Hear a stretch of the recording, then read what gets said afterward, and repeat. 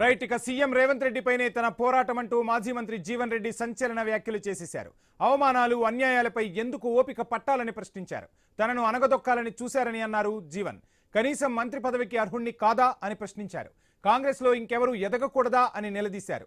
వేం నరేందర్ రెడ్డికి రాజ్యసభ ఎలా ఇస్తారని మండిపడ్డారు. తనకు పోరాటం చేయడం కొత్త కాదని, గతంలో చంద్రబాబు కేసీఆర్ పై పోరాటం చేశానని అంటున్న జీవన్ రెడ్డితో మా ప్రతినిధి ప్రశాంత్ ఫేస్ టు ఫేస్.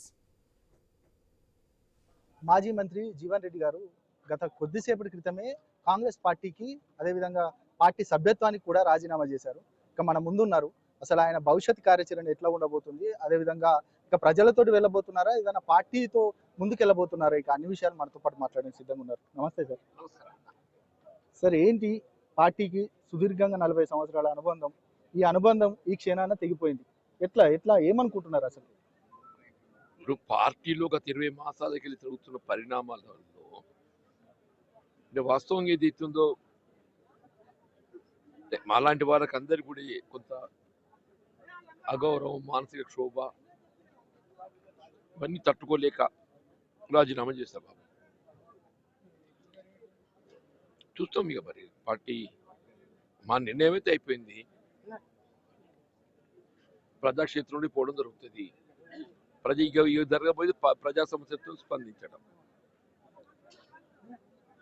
జరగబోయేది ప్రజా సమస్యలను స్పందించడం. అంటే పార్టీలో ఉంటూ 40 సంవత్సరాలు ఎన్నో ఉద్యమాలు, అదేవిధంగా ఎన్నో పోరాటాల తర్వాత చాలా సార్లు, ఒక 6 సార్లు ఎమ్మెల్యేగా గెలిచారు. ఆ తర్వాత పార్టీలో ఒక అగ్రనాయకుడిగా వెలిగిన పరిస్థితి అయినా కూడా సాదాసీదా జీవితమే. అయినప్పటికీ ఈ అనుబంధాన్ని ఇప్పుడు ఈ క్షణాన అంటే పూర్తిగా తొలగించుకోవడాన్ని ఏ విధంగా ఎట్లా ఫీల్ అవుతున్నారు మీరు? బాధాకరమే, డెఫినెట్లీ బాధాకరం. ఇది ఊహించింది కాదు, మాటల్లో ఎక్స్ప్రెస్ చేయలేదు బాబు. ఈ మానసికంగా సంఘర్షణ ఏదైతే ఎదుర్కొంటున్నానో ఈ మాటల్లో ఎక్స్ప్రెస్ చేయలేదు. Right sir. అదేవిధంగా ఈ క్షణాన మీరు కాంగ్రెస్ పార్టీతో అనుబంధం అదైపోయింది. రేపటి రోజున మిగతా ప్రజాక్షేత్రంలోకి వెళ్ళినా, ఇంకా మిగతా సిచ్యువేషన్లో కూడా కాంగ్రెస్ పార్టీ నాయకులు విమర్శిస్తారు. ఖచ్చితంగా పార్టీలో పదవులన్నీ అనుభవించారు, ఆ తర్వాత ఇక మళ్ళీ వేరే పార్టీలోకి వెళ్ళబోతున్నారు అనేది కూడా పెద్ద ఎత్తున విమర్శలు వస్తాయి. దీనికి సంబంధించి మీరు ఏం చెప్పబోతున్నారు? ఏం మాట్లాడు దాన్ని పట్టుకుని స్పందన ఉంటుంది. నేను పదవి అనుభవించిన పరిస్థితి రూపాయలు నాకు పదవి వచ్చింది. సందర్భం బట్టి వాళ్ళు ఏం మాట్లాడుతారో మాట్లాడతారు. ఎట్లా ఉండబోతుంది సార్ మీ భవిష్యత్ కార్యాచరణ? అంటే మిగతా పార్టీల వైపు వెళ్ళడమా, ప్రజాక్షేత్రంలో ఉండడమా, ఏంటి ఎట్లా ఉండబోతుంది? అంటే ఉంటా బాబు, అది ఇతర వేరే పార్టీల ద్వారా స్వతంత్రంగా ఎట్లున్నా కానీ ప్రజాక్షేత్రం మాత్రం ఉండకుండా.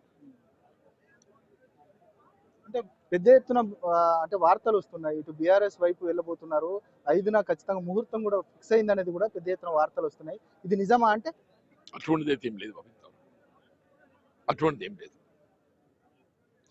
అటువంటిది ఏం లేదు బాబు, ఇంతవరకు అటువంటి ఆలోచన లేదు. రైట్. అంటే అన్ని పార్టీల నుంచి పిలుపు వస్తుంది సార్.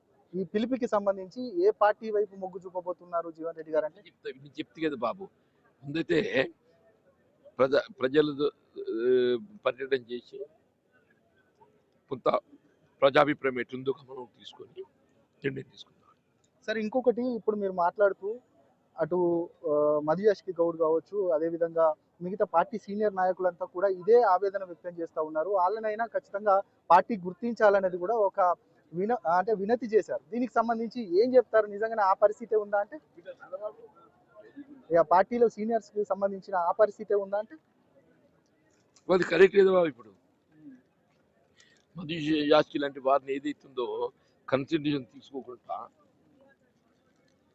నిర్ణయాలు తీసుకుని కరెక్టే కదా సార్. అంటే ఇంకొకటి సార్, మీరు అన్నట్టుగా అంటే చాలా కాంగ్రెస్ పార్టీ గెలుపులో భాగస్వాములు అయిన కార్యకర్తలకి అన్యాయం చేస్తున్నారు.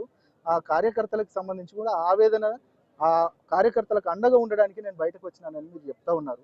దీనికి సంబంధించి ఆ పరిస్థితిలో ఉన్నాయా? కాంగ్రెస్ పార్టీ అన్ని విధాలుగా ఖచ్చితంగా అంటే 6 గ్యారెంటీలకు సంబంధించి అదేవిధంగా అన్ని అంశాల్లో కూడా ముందుకు వెళ్తున్నాం అనేది కూడా కాంగ్రెస్ పార్టీ చెప్తా ఉంది. అట్లాంటి పరిస్థితులు ఉన్నాయా? అంటే అది గమనిస్తా బాబు. ఇప్పుడు ప్రభుత్వం అమలు చేతుల్లో పెట్టిన కార్యక్రమాలు మేనిఫెస్టో ఏ మేరకు అమలవుతుంది, ఏ మేరకు ఏది కావటం లేదు అని పరిశీలించి ప్రభుత్వంపై ఒత్తిడి తేవడం జరుగుతుంది. అంటే పోరాట రూపం ఎట్లా ఉండబోతుంది? ఓన్లీ ప్రజా సమస్యలేనా? మిగతా పార్టీకి సంబంధించి అంటే పార్టీ బయట ఉంటారు కాబట్టి పార్టీ పైన పోరాటమా, రేవంత్ రెడ్డి పైన పోరాటమా అంటే? ఇప్పుడు ఒకటి ఈ ప్రజాక్షేత్రం అంటేనే పోరాటం, డెమోక్రటిక్ ఫైట్. ఏదైనా కానీ డెమోక్రటిక్ ఫైట్ కొనసాగుతుంది. మీ కార్యకర్తలకు ఏం చెప్తారు సార్? అంటే చెప్పిన కదా కొట్లాడదామని. కార్యకర్తలు కొట్లాడదని చెప్పి ఇంతవరకు మా వాళ్ళు మెంటల్గా ప్రిపేర్ అయిన కొట్లాడటానికి, మెంటల్గా ప్రిపేర్ అయిన వాళ్ళు కొట్లాడటానికి. రైట్, ఓన్లీ జగిత్యాలకే పరిమితం అవుతుందా?